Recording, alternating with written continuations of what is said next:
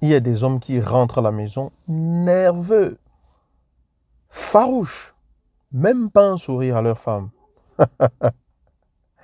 Bonjour les amis, j'espère que vous êtes en pleine forme.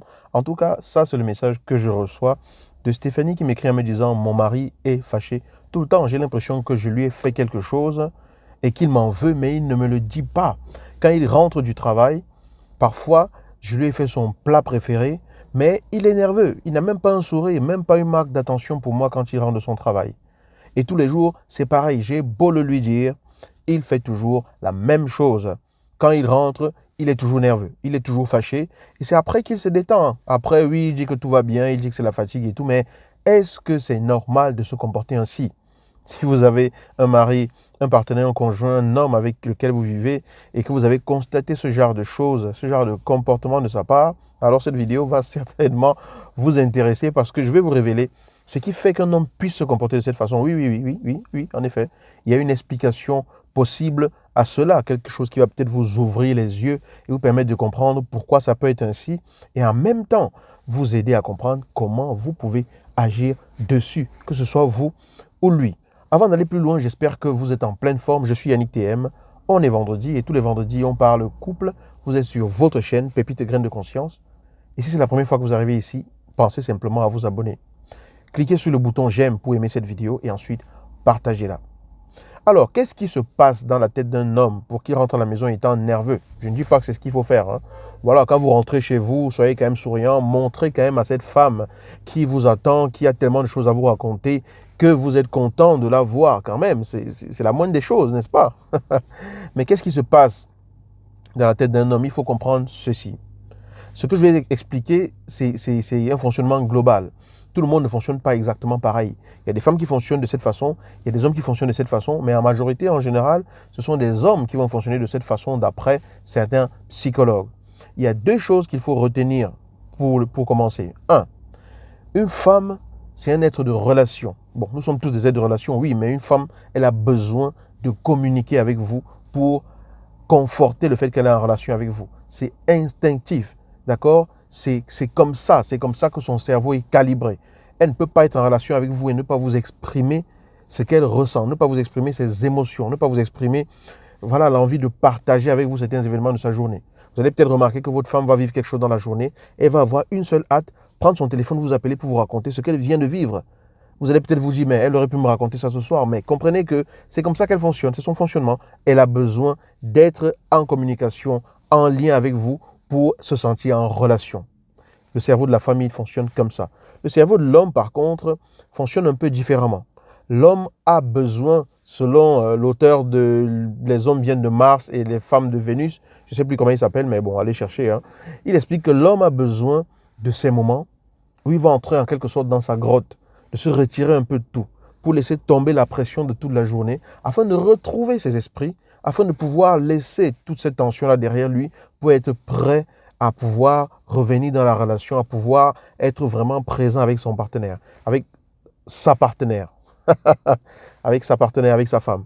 Alors, ce que je veux dire par là, c'est que un homme en général, quand il rentre du boulot, il peut avoir besoin simplement de se poser 5 minutes. Et si c'est votre cas alors, et que quand vous rentrez, vous avez déjà la tête pleine comme ça, et que votre femme se met à vous raconter plein de choses, et que vous n'êtes pas disposé, il est important de lui dire, voilà chérie, voilà je viens de rentrer, je voudrais prendre quelques minutes pour moi, me poser et tout.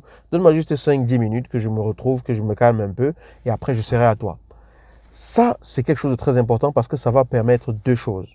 Ça vous permet déjà, un, de lui donner la considération qui lui revient.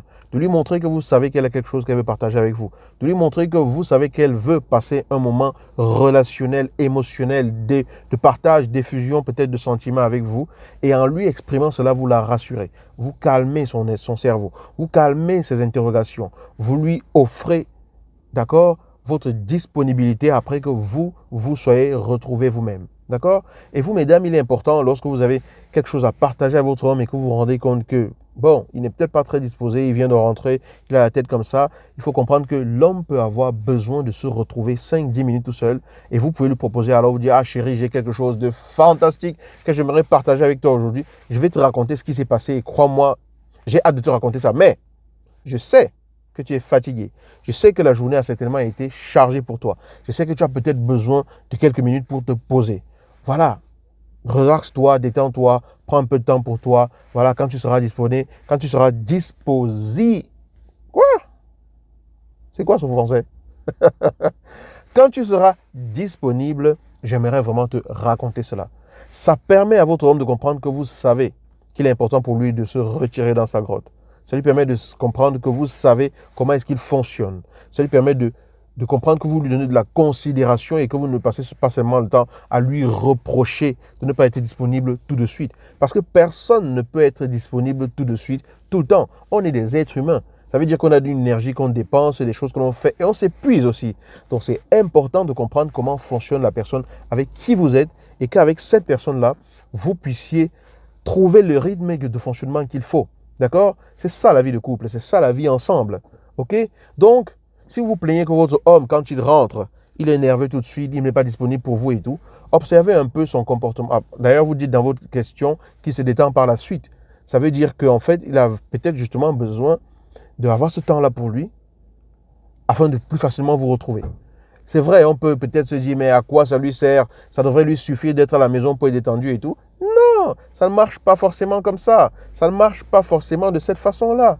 Voilà, s'il a besoin de se retrouver 5 minutes au calme, tranquille, pour se vider l'esprit avant que vous commenciez à lui exprimer ce que vous avez à lui exprimer, laissez-lui 5 minutes. D'accord? Ce ne sera que du temps investi parce qu'il va être plus présent par la suite et la qualité de ce que vous allez partager va être plus intéressant pour tous les deux. Voilà, donc c'est important de comprendre comment ça marche. Tout le monde ne marche pas comme ça. Tout le monde ne fonctionne pas de cette façon.